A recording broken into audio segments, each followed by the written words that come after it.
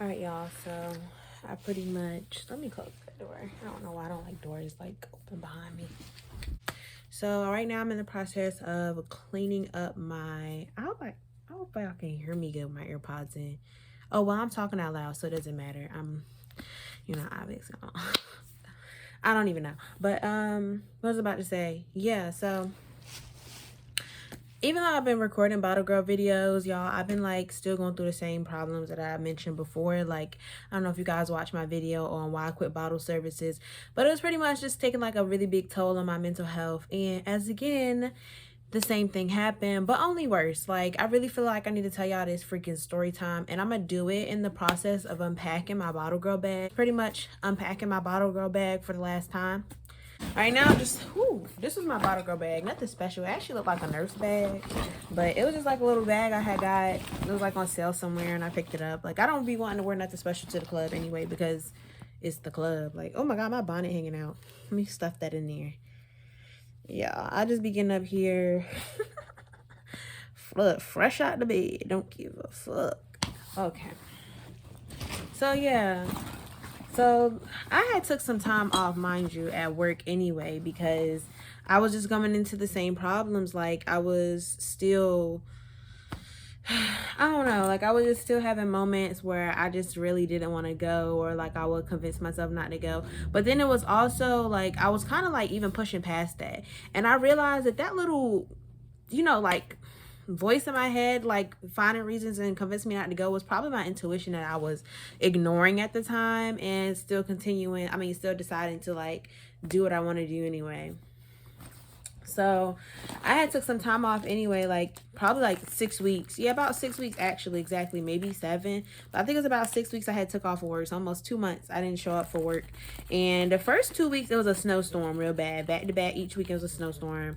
And I live an hour away. I don't know if I ever told you, I live an hour away from my job. So I really, like, if there's bad inclement weather, I'm not inclined to go, because I live too far to be like taking that risk, right?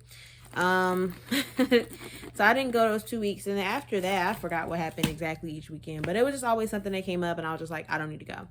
So this previous weekend I had decided to go back to work or whatever, right? And this was a 4-day weekend, and I don't know if I ever told y'all about 4-day weekends, but 4-day weekends are not for me. Like, me personally, I need my sleep, so like the 4-day weekends be literally stressing the hell out of me.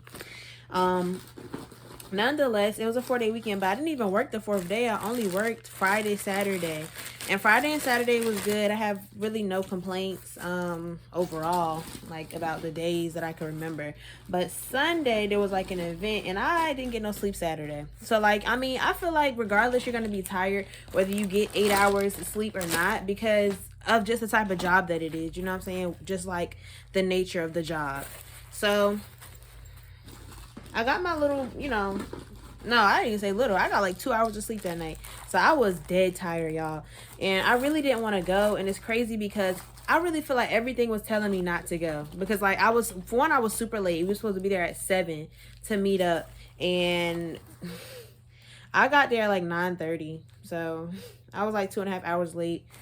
I don't know. I just feel like everything was just telling me not to go. And I still went against my better judgment, and it wasn't okay. When I first got there, the energy I felt like was very weird, so that threw me off. And in my head I was thinking, damn, like I shouldn't even came, like I should go home type shit already off gate. So then like I was like, okay, well, I'm here, and I always drink coffee before my shift. So I drank some coffee. I hit like a little bit of a roach, like I don't like to smoke like before I do a job like that. So I just did like a little bit, just to kind of, give me like a little pep in my step. And then when I got there, I had took 2 shots like after I had got there. But I think what I really fucked up at is I didn't really eat a lot that day beforehand, because I was in such a rush to get to work. So I didn't really eat a lot that day, and I didn't get a lot of sleep either. I only got like 2 to 3 hours of sleep the night before. Nonetheless, though, I got to the point where I just got so sleepy that I went upstairs and fell asleep. During that process, I like pretty much went upstairs, fell asleep, and just called the night a quit. Like, I'm good for the night. I'm done for the night type shit. So in the process of me doing that, or being upstairs, somehow between that and me leaving, somebody stole all of my money that I made for the whole entire weekend. So Friday, Saturday, Sunday, all those days I work. And it pissed me off because it's just like, that's never happened to me in that environment, me working there for 4 years. So that's really suspicious. Not only that, it's just more of I'm really like busting my ass, like overextending my body, like, you know, like pushing myself past my limits to make this money, and I just lost all of it. Like all of that was pretty much for nothing. But just wait, it gets worse. It gets worse. So that happened. I didn't even notice I lost my money until I actually got all the way home for the night. But in the process of me going home, when I did eventually leave, I ended up getting, well, one of my coworkers had drove me like halfway home, thank God, because like I was really, really tired. And like, you know how I was tired to the point where I was delusional tired. Like I didn't think that I was that tired, you know what I'm saying? But I did kept like dozing off a little bit even while she was driving me home. So then when we got to her house, she was like, you can come inside. But like me, it's not that I didn't want to go inside. It was just more so that I wanted to like hurry up and get home. Cause I was so tired. I was ready to get home, like shower, get in my bed. Like it's been a long night. So I tried to thug it out. I was only like 25 minutes away from home. So I guess in the process of me driving home, I fell asleep a little bit and I ended up swerving a little bit off the road. And I guess whenever I swerved off the road, I must have hit my tire the wrong way, because literally the whole tire came off the rim driving home. Like literally. And whenever I guess it finally just like, I guess it probably maybe popped and then like started to like, you know, like shred, I guess. But when it finally, and it was crazy, I was only 5 miles away from home. When it finally got to the point where it just flew off, I was like 5 miles away from home and my car like literally hit the reverse and then squirted, like flew around in a circle like 3 times and then stopped, and then I hit the brakes and it stopped right before it, like, you know, it wasn't like an edge. Thank God, like where I live at, it's like a flat on the side, like it's the woods, but it's like not like a hill that goes down. It's just like flat, like, so you, if anything, the car would have rolled up over the curve a little bit and then just went back straight, but it couldn't really bump into anything because the trees are a couple yards back. So I was like, thank God. But nonetheless, it was scary. Like I was, y'all, when I say I was in shock, like I was on a wheel like this, shaking, because I'm like, I don't know what the fuck is going on. Like that's my biggest fear with driving, is like losing control of my car.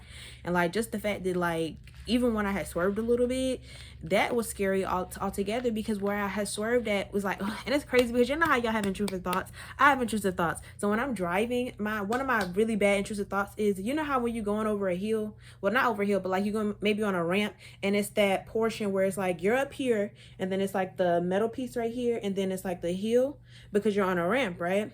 So, you know, before you have the metal piece, the little garter there to help if you like keep the car from going off the side, it's like a space where there's not one. My biggest fear is always going through that space. And that's essentially almost what happened when I swerved off the road, like right before. And I think it was a guardian angel with me. And I mean, I do know I have guardian angels, but I just feel like I was more than protected that night, even with the circumstances that did happen nonetheless, because I really could have lost my life that night. And it really shook me up for 2 days. Like I'm still technically ghost right now. Like even though I'm making a YouTube video right now, I'm still technically ghost, hence why I look like this.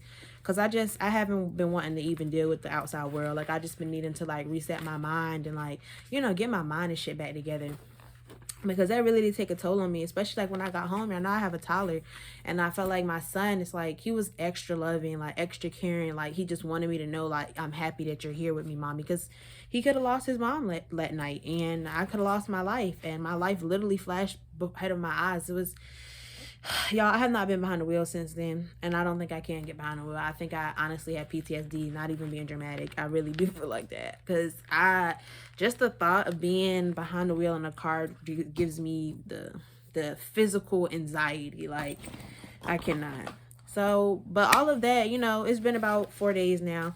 All of that really just showed me that that's not the environment for me, because that's the second time I've had a near-death experience trying to like, you know, do that type of job or do that type of work. And I just feel like maybe it's just not for me. I don't know if it's that job specifically or that as a job, whatever the case. I'm just gonna take it as a sign that I just need to move on to better things that, you know, I don't have to come out of character for. I don't have to overextend myself for, just to make, you know, means. Especially because like I told y'all, I wasn't making all that great money since I've been back. It's like been good nights, but it's not even been been that great of it. You know what I'm saying? Like, it's been okay, but it's like, I feel like I could definitely do better. I know I could do better. I know there's other people doing better. So I'm just like, okay, maybe it's just, you know what I'm saying? I'll take all that as it's not for me. And it's like, I probably would have kept going back had something bad. Because I thought about it too. I said, I've been having nothing but bad luck for the past 6-7 months. So something in my life, a variable in my life, is really, making me have all these destructive incidences. You know what I'm saying? So I said, something's going to have to change. And I think that's going to be it. So I was like, yeah, this is probably going to be my last night.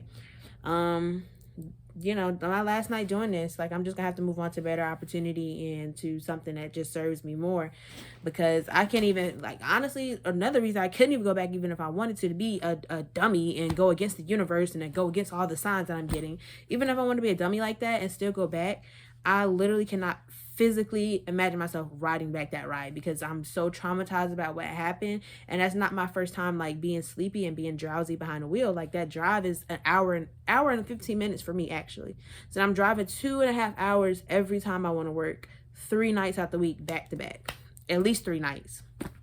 So it was just exhausting on my part. And yeah, I think I'm definitely done with it, like, for real this time. And it's crazy, I didn't even get all my video footage that I had out for y'all out yet, and I'm already done with it. But hey, it is what it is. You know what I mean? I can't, like I said, that was really scary. Even talking about it right now got me a little jittery, as y'all can notice. But yeah, I just wanted to share that with y'all, because I just feel like I won't say I just now started my spiritual journey, but I'm very, like, more into it now that, I've changed a lot my lifestyle habits. I became vegan.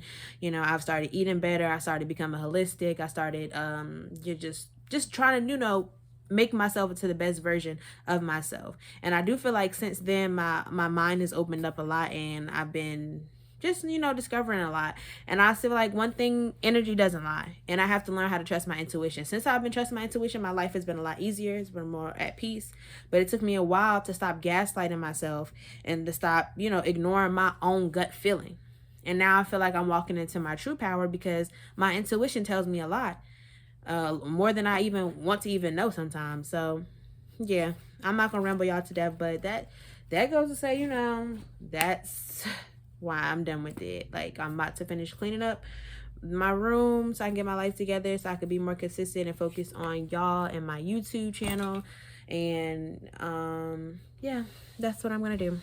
Thanks for listening, y'all.